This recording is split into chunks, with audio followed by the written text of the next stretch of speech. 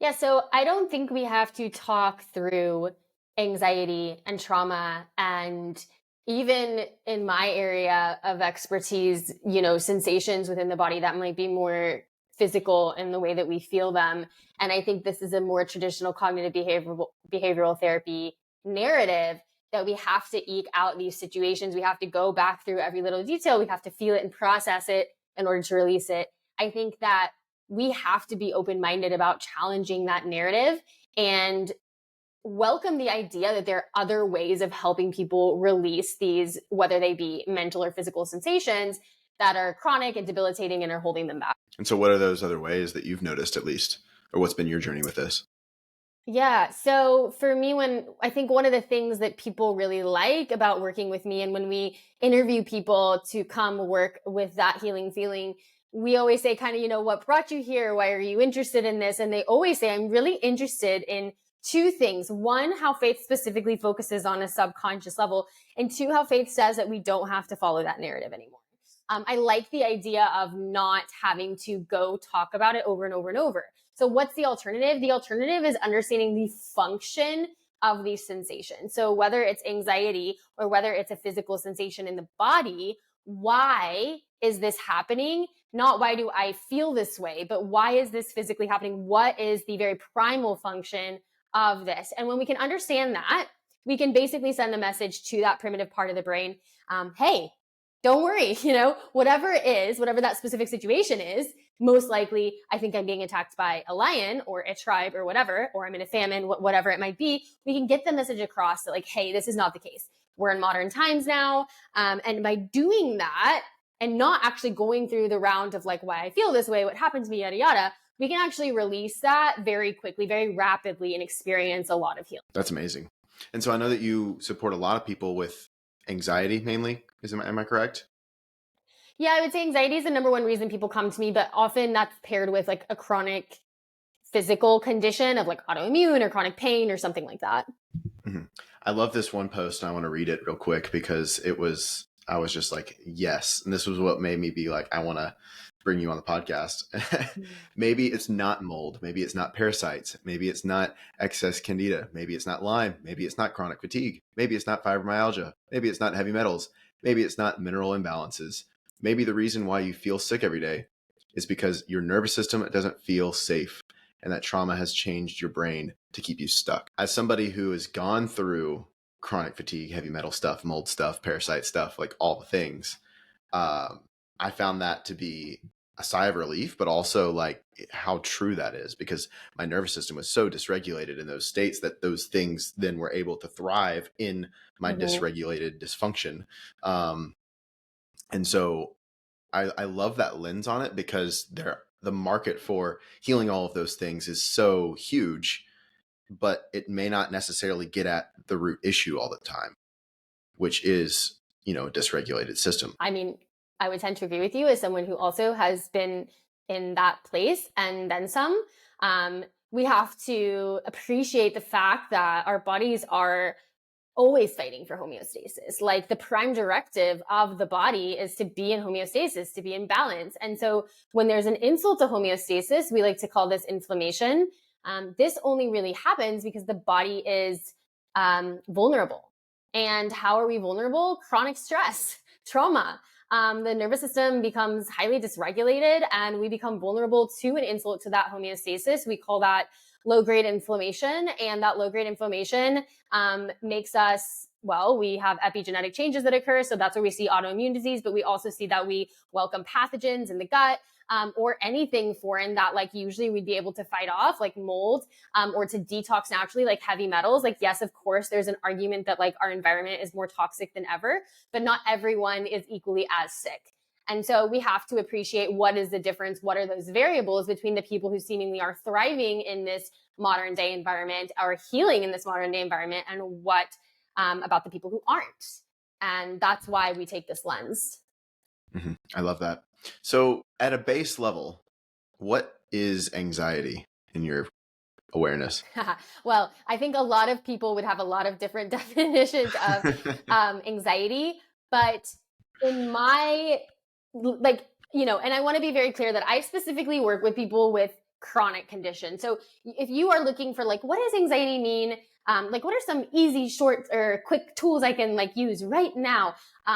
That's not really where I specifically work. I work in like, okay, this person has debilitating anxiety that is holding them back day in and day out. And so I'm working with those people who are like, I don't know what to do anymore. And for me, all of my like studies on anxiety are in relation to these scenarios. So in these scenarios, anxiety, in my opinion, is the primal brain thinks that something needs to be done to protect you, but nothing needs to be done. And so this issue, this fight within deeper mind of I need to act, I need to do something, I need to protect myself, versus reality where nothing needs to be done. This is causing this sensation of anxiety, wanting to prevent an unwanted future becoming out of the present moment. And this is why it's so important to understand, regardless of what you're anxious about, that to one side. The reality is we need to get the message across that nothing needs to be done. And then that's when we start to see the anxiety go away. It's definitely a different framing and balance of things too. Because when getting the message across would be then what, paying attention to your body, recognizing, okay, that this is here, and then not acting on things is what you're saying? Yeah, I think first and foremost, understanding that, that feeling that we have in the body, however it manifests for you, is a physical representation of the process that I'm describing. And so the number one thing is being able to first bring safety, like you said, to the body and to the mind, and get the message across that nothing needs to be done. And so there are lots of different ways that you can do that. But the primary goal is to get into the present moment, because anxiety is the fear of an unwanted future. It doesn't exist in the present. It's impossible. It's only in the future. And so the antidote to that, to anxiety, is getting into the present moment.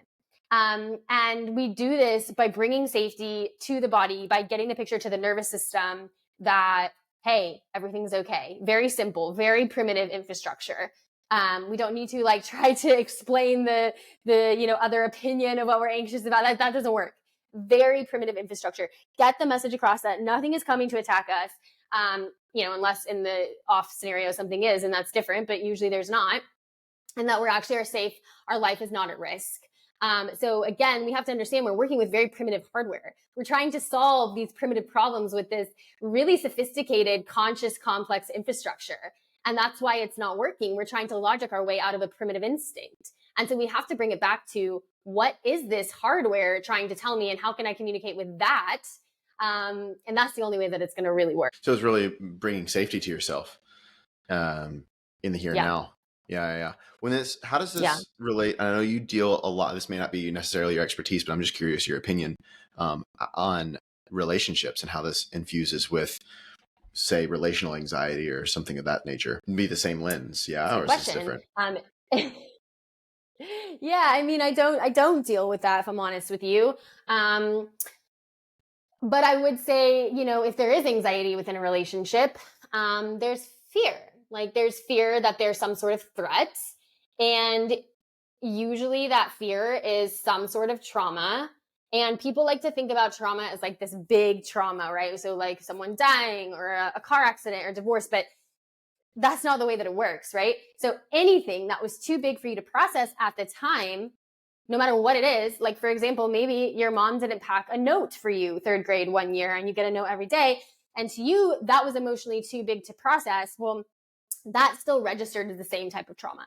And so until we process that, and it's processed through that bit of information, through the subconscious, through the unconscious mind, then that's going to continuously be triggered in our life. So I can't speak to what is the trauma, but in my experience, anything, right, that's being triggering anxiety is a representation of that. It's an unprocessed, time-stamped experience, a memory. And we have to get the subconscious and the unconscious, which don't understand time because they're not conscious, to understand that it is not happening now and that nothing needs to be done.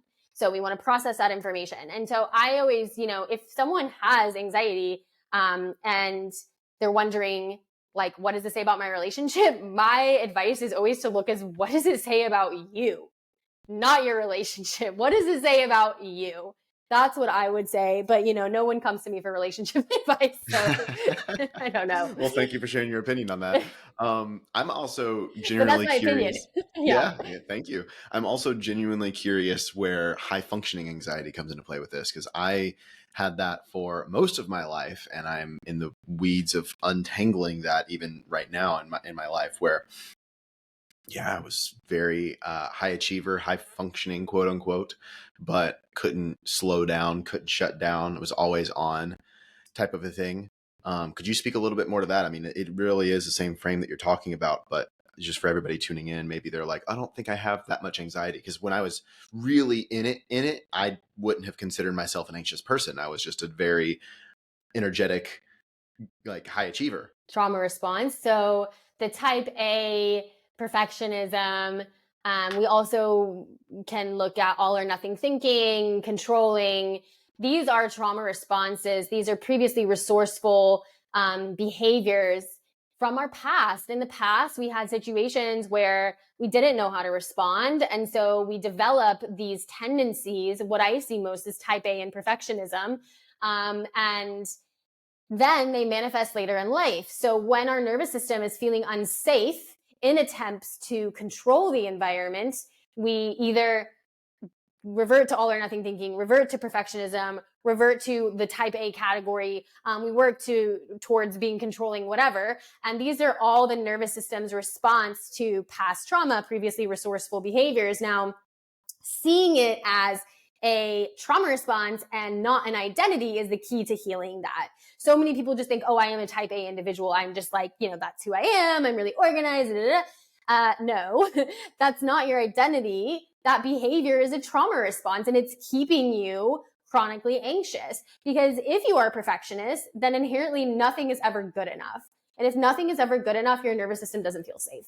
And so that later is going to end up in what we talked about at the beginning, which is inflammation, susceptibility to pathogens and toxins in general.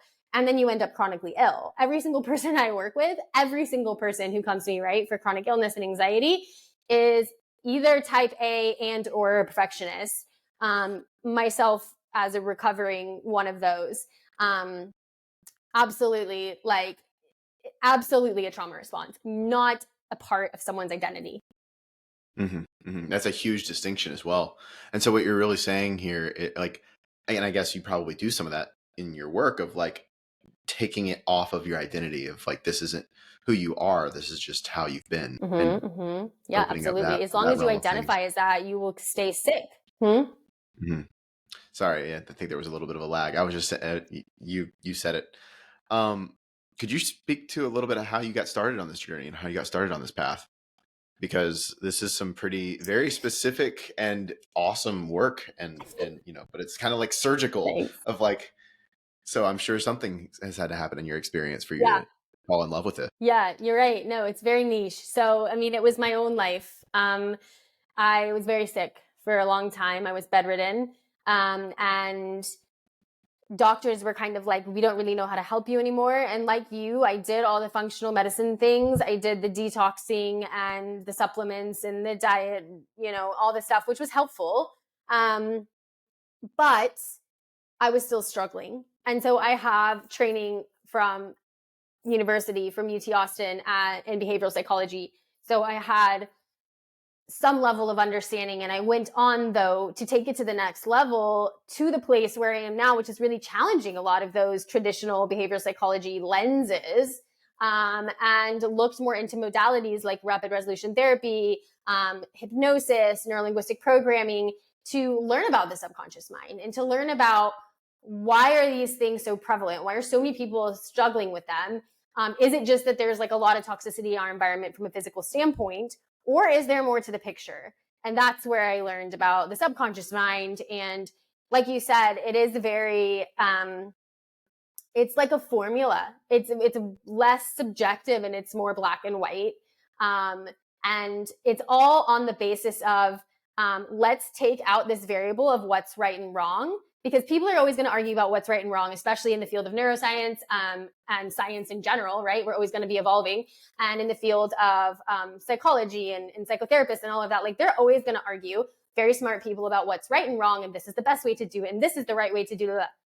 Irrelevant. What is useful for someone to get their life back? And when I switched my lens to what is useful versus what's right and wrong and what's up to date, that's when I was able to dive headfirst into a more subjective field, which is this deeper mind, and take my understanding of neuroscience and behavioral psychology, but take it a level further. And I think that's what people like about what I talk about, because it's a relief to not worry. Is this the prevailing theory, in this space? Or actually, can we look at anxiety this way? Can we look at shame this way? Can we look at identity and beliefs this way? And in a very formulaic way, remove it and be free. And I don't care if it's right or wrong, it worked.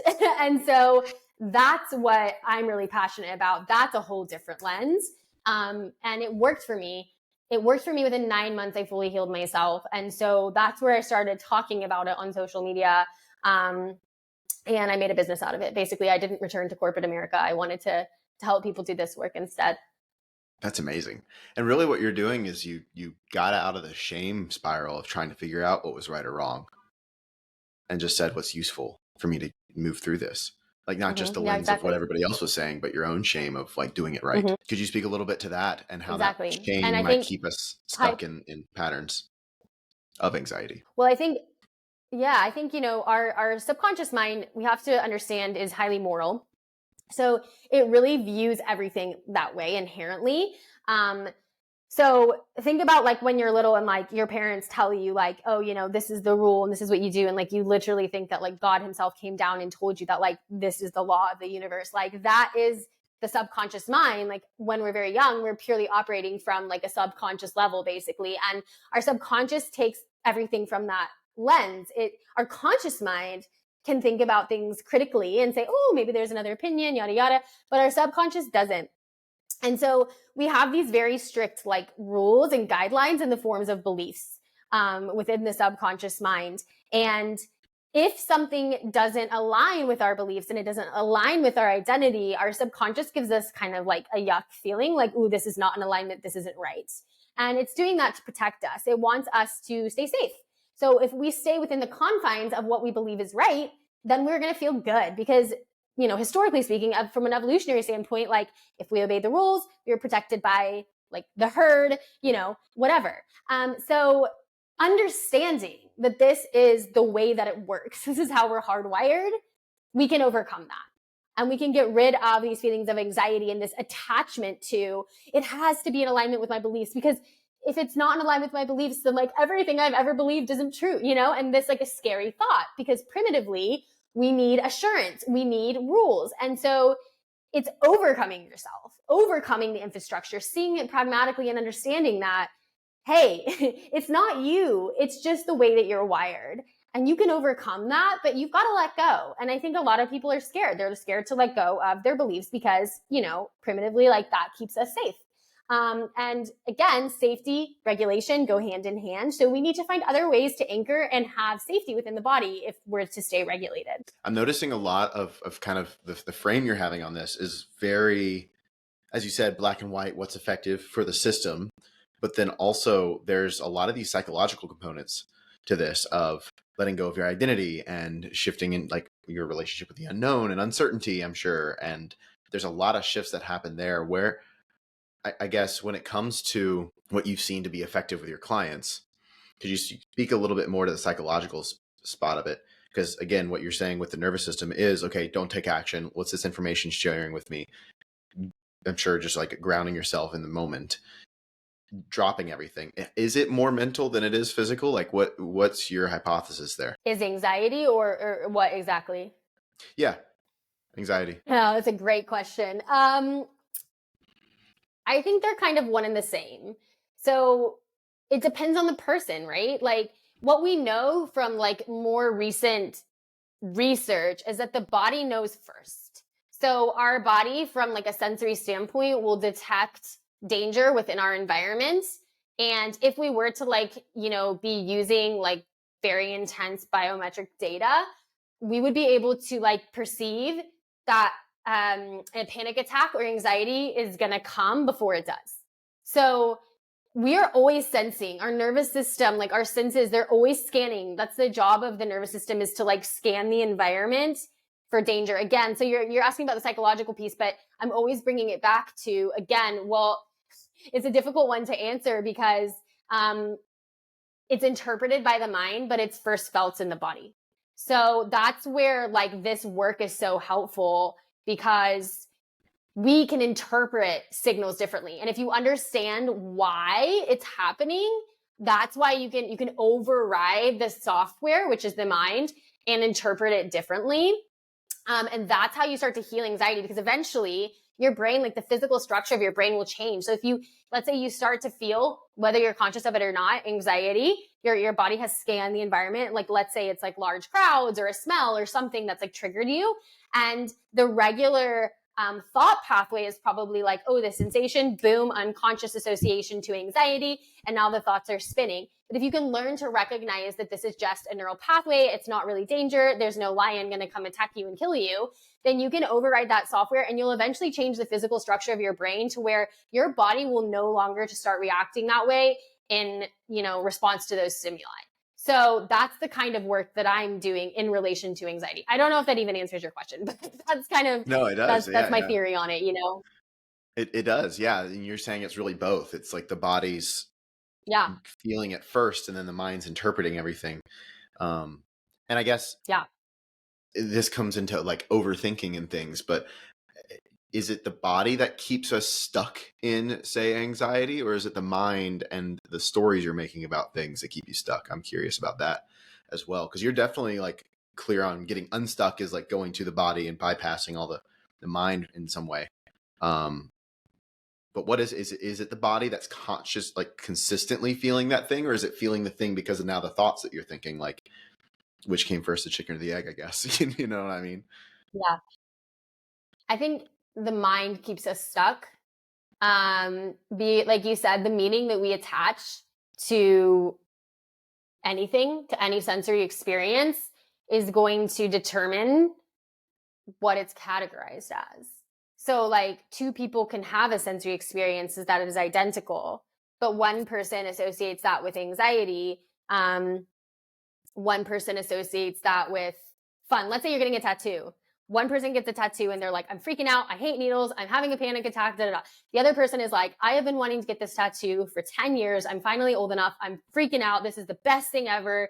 I love this, right? So you can have the same sensory experience, but attach a different meaning to it. One person will have trauma that we now need to process from that experience. The other person has like a wonderful, exciting memory that's eliciting like healing neurotransmitters. And they're like, this is the best thing ever. So we can apply that to anything. The meaning that you attach to a situation is going to determine the outcome, whether you're going to continue having anxiety or whether your body is going to get the picture that, oh, actually everything's fine. And the nervous system remains regulated. So that's what regulation is. It's not staying in parasympathetic. It's when you get into sympathetic fight or flight, you're able to then come back down to parasympathetic. And so you might experience anxiety, give it a different meaning, and then you come back down to parasympathetic and you're regulated again, versus the other person having a panic attack, giving it the meaning of like, I'm freaking out, da, da, da, and then they're hypervigilant and they're having a full-blown panic attack. So we control that. We interpret this primitive sensation with our minds. Right. What's some things that you see in, and I mean, I know you spoke to it a little bit earlier, of like the right and wrong way of doing things, or the more effective way of doing things. What else are things that you're seeing in the space that you may not necessarily agree with? Well, I don't agree with talking through your trauma over and over again. Like, I don't agree with talk therapy that specifically makes you go through an issue week on week on week on week on week on week and re-feel that pain, because that re-traumatizes you. I'm not saying I don't agree with talk therapy. I'm saying I don't agree with that specific type of talk therapy. Mm-hmm. I don't agree with the idea that like somatic work on its own can like release all these issues. I think that, yes, of course, we talked about it. The body is a part of this whole situation we're describing. And yes, sometimes we're like stuck in a freeze response and we need to kind of like release that energy. And like, I think that it's also useful to have that as part of your routine. But I think if you don't target the mind, like it's never going to be sustainable. It's never going to work because like something else is going to come up and it's going to freak you out. And if you have to rely on going to a session, you have to rely on doing like, you know, a yoga session or rely on your breath work or rely on just one specific tool, guess what? Life happens, toxins happen, trauma happens, things happen. You can't prevent that. So you need to have like this type of infrastructure where you understand why you're feeling the way you're feeling. You can come back to safety. You can interpret things. And I think that's the most important skill of all in this day and age where we're bombarded with so much information that can consistently dysregulate us. And we're, you know, increasingly disconnected from our society and all of that. So I think that there are components of what people are talking about that are good to be part of your holistic protocol. But I really believe that without this, people will struggle to have like sustainable results. How do you think we got here as a culture, as a species? I'm just curious about your mind on that, of how anxious the world is, unsafe the world is in a lot of ways, same difference. But I'm curious what you think got us here. I mean, we're just disconnected from the way we evolved. You know, again, you've got to look back at our ancestors for what it means to be healthy. We've gotten sicker, like you said. Well, we're not connected to Mother Earth. In the way that we, you know, spend hours a day sitting inside with recirculated air, not moving our body, not getting our feet on the earth, not getting sunlight in our eyes. Our circadian rhythms are completely, you know, screwed, for lack of a better word, because of all the yellow light and the blue light.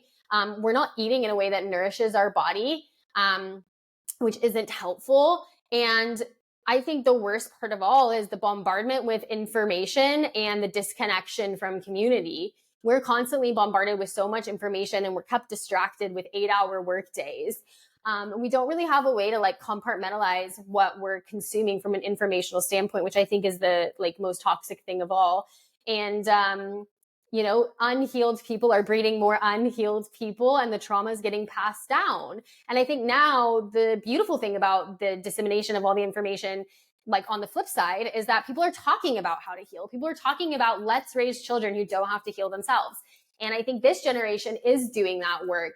So we might be like the most, you know, traumatized or most anxious generation. We're also the ones who are like doing the work that like our parents and grandparents and great grandparents didn't have the opportunity to do. But I think we're doing that by getting back to our ancestral roots. I think more people are talking about getting their feet on the earth, sleeping well, drinking water, connecting with community, non-traditional jobs, blue light blocking glasses, social media, like detoxes, and not watching the news, and all these things that got us here in the first place. So it's never just one thing, you know, like I know, and I'm sure you agree. It's just so many different things. Mm-hmm, mm-hmm. And our, you know, this culture is doing a lot of work on healing and is so focused on that. And yet it's kind of like the social media dilemma of like, we're so connected, but we're so disconnected. And it's like, we're all about healing, but like, why is there still more of the same in a lot of ways, right? It's very interesting. And a lot of it might be because of that right wrong thing, in my opinion, at least. That's my 2 cents on it. Or old ways like talk therapy that are still the go-to. Or like you said about somatics, where, okay, cool, you can process your emotions in real time now, but like that's not dealing with the core issue of things, or it's not dealing with the mind. Yeah, I think no, and I also think you hit the nail on the head though, this like right and wrong thing. Like there's this us versus them mentality, especially on social media, especially with the pandemic. We saw that grow like so much. And that really like solidifies that infrastructure within the subconscious that like there must be like an ultimate right and an ultimate wrong. And when we live that way, like we're never going to really have harmony. And so there needs to be like an acceptance of different opinions, and different protocols and different ways of doing things from like a cultural standpoint for us to heal as a society. And I feel like until then, until we're able to accept that there can be multiple ways that are quote unquote right, and multiple ways of thinking that are productive and useful and resourceful, we're going to remain sick. Imagine you're going to be so stressed all the time if you constantly are battling like, the world is against me, everything is wrong, it's the end of the world, da, da, da, this mentality. And people come into my program and they're like, how could I possibly regulate with this political environment? And as long as we have like this mentality, you won't, you know? So yeah, I mean, I do think a lot of it comes down to that, but it's a really hard one for people. Mm-hmm, mm-hmm. And again, I know this isn't necessarily your area, but within relationships and even how that plays out in relational connections sometimes, of always thinking that your partner is against you and it's a me conversation instead of a we conversation, like that it contributes a lot to anxiety or keeping your guard up, not feeling safe, like having a danger. Yeah, thinking that there's only one way of doing things that can make your relationship work. You're always going to be dysregulated. I mean, come on, there's so many ways of doing things. Even on that topic of like, so part of this podcast is I interview couples. And for those of you listening, if you haven't seen those episodes, go see them, because they're all do it different. They all do it completely different. And there are some similarities where you can take and like, oh, that's really some key ingredients to making it work. But it is so unique. And even all the stuff around like what you're supposed to do as a masculine or as in the feminine, or how you're supposed to show up in a relationship, like all of those are just things that work for some people. Like figuring out what works for you, I think, is really important. Again, what's effective instead of what's right or wrong. And when you're following a right or wrong narrative, it's coming from the lens of shame, but it's also coming from the lens of like danger of, let me get this right so I can be safe, versus, okay, I'm safe, what do I want? 100%. And like you said, different things work for different people, even within the healing space. Like some people will be like, this person did this somatic workshop and it healed them, and this person did tapping, and it's like, that's awesome. You know, like, that's great. I'm so happy that like something helped that person heal, and it didn't work for you. Nothing's wrong with you. Different things work for different people, and you don't know their circumstances. You don't know what's in their minds. Like, we're all different. And so, you know, I work with people who have tried a lot of things. I'm never going to be someone's first point of call. Like, they come to me and like the typical client archetype is like, in quote unquote, like, I have tried everything. So obviously, like, I'm really getting to the nitty gritty because my clients have already tried all these things, but that's not to say that those things aren't going to be like useful. I just think that, again, if you're someone who's really struggling and you do feel like you've done a lot of things, there's a bigger problem there. And that's really where I come in. And again, that's kind of the difference between acute and chronic, because, you know, if you just started having a little bit of anxiety, that's really different than 10 years, you know, you have a phobia and you can't go on public transportation or airplanes or something like that. Like, there's a big difference there, I think. But yeah, different things work for different people, especially in the healing space. And I celebrate that there are like different practitioners who study different things who can help everybody, you know, like, we need that. Right. And it's interesting though, the lens in which somebody's mind is going to what's the right thing is because they're so in that fear or unsafety of like, okay, what's the thing that's going to save me, versus viewing it as more, well, maybe this might. I've even played around with this on social media. Like, when I make a post that's like says something as absolute certain, it gets shared like crazy and all this stuff. And then if I add the word maybe to it, which is more accurate, it doesn't get shared as much. And I'm like, that's very interesting to just see how the subconscious clings to wanting to be certain. Yeah. And that really rests, like, being able to get away from that rests upon the understanding that, like, the universe, God, source, wherever you want to put that, is always conspiring in your favor. And so you have to have some sort of relationship. You have to have some sort of spirituality. It doesn't have to be religion, but some sort of spirituality where you believe that everything is always going to work out for you. And it all comes back down to your beliefs. Listen, because most people don't believe that. Most people go around saying, I'm unlucky, or this would happen to me, or I'm destined to be sick, or I'm just an anxious person. So if you believe that, then you don't actually believe that, like, things are going to work out for you. Things are happening in your favor. But if you can shift your entire belief system that, hey, this is going to work out for me at the end. Like, no matter what I do, like, if it feels right in my gut, I'm on the right path. Even if I can't see it now, I know that it's leading me to where I'm meant to be. And if you can have that as like your fundamental belief, you can release this narrative of right and wrong, because it doesn't matter, because you're already on the road to where you're going to be. And nothing is going to change that. You're not going to get in trouble. There's only, going on the road and figuring out what does and doesn't work. And everyone has to do that because we're human. You're like subject to the laws of 3D. So too bad, and that's part of the fun of it. But if you don't feel safe, like you said, it's a nervous system thing. If you don't feel safe, you don't feel like there's that cushion, then you have to lean on right and wrong. That's very true. What's helped you get to that point of belief for yourself? So much work, so much inner work. Oh my God. I mean, I feel like my life for the past almost 10 years has been such a deep dive into old narratives and old beliefs, old identities, reconstruction.